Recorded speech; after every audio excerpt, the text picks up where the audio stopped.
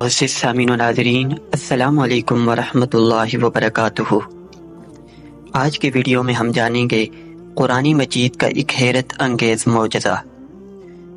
یاد رکھیں کہ قرآن مجید اللہ تبارک و تعالیٰ کا کلام ہے جو اس نے اپنے پیارے محبوب حضرت محمد مصطفیٰ صلی اللہ علیہ وآلہ وسلم پر نازل کیا، اور اس بات پر حیران یا تعجب نہ کیجیے کیونکہ یہ اللہ تبارک و تعالیٰ کا کلام ہے۔ آج صدیوں بعد جب قرآن ہمیں ایسی تحقیقات کا جائزہ ملتا ہے جو شاید ہی کسی اور کتاب میں ملے، قرآن کے الفاظ اور ان کے ذکر کی تعداد قرآن میں کچھ اس طرح ہے۔ ملاحظہ فرمائیے، قرآن مجید میں دنیا کا لفظ 115 مرتبہ آیا اور اسی طرح آخرت کا لفظ 115 مرتبہ آیا، ملائکہ کا لفظ 88 مرتبہ اور اسی طرح 7 تقابل میں شیطان کا لفظ 88 مرتبہ، محمد صلی اللہ علیہ وآلہ وسلم محمد کا لفظ 4 مرتبہ اور شریعت بھی 4 مرتبہ آئی۔ لوگ اس کے الفاظ میں 50 بار آیا اور انبیاء کا لفظ بھی 50 بار آیا۔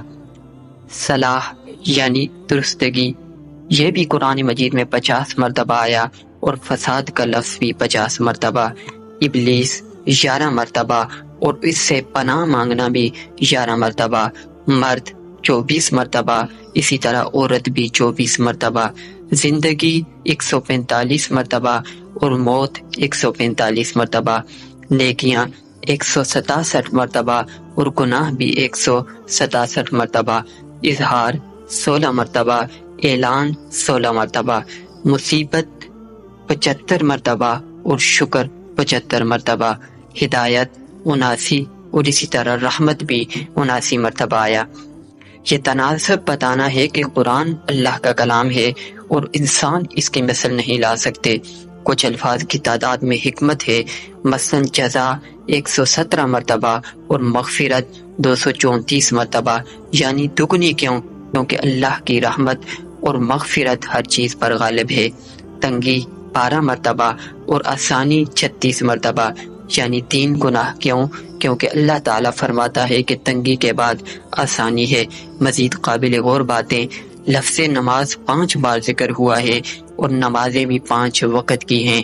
لفظ دن 365 بار ذکر ہوا ہے اور سال میں 365 دن ہوتے ہیں۔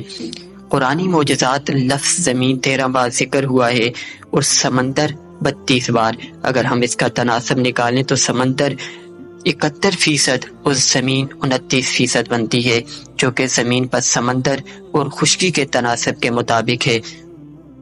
اللہ کریم نے قرآن مجید کی ترتیب کیسے رکھی؟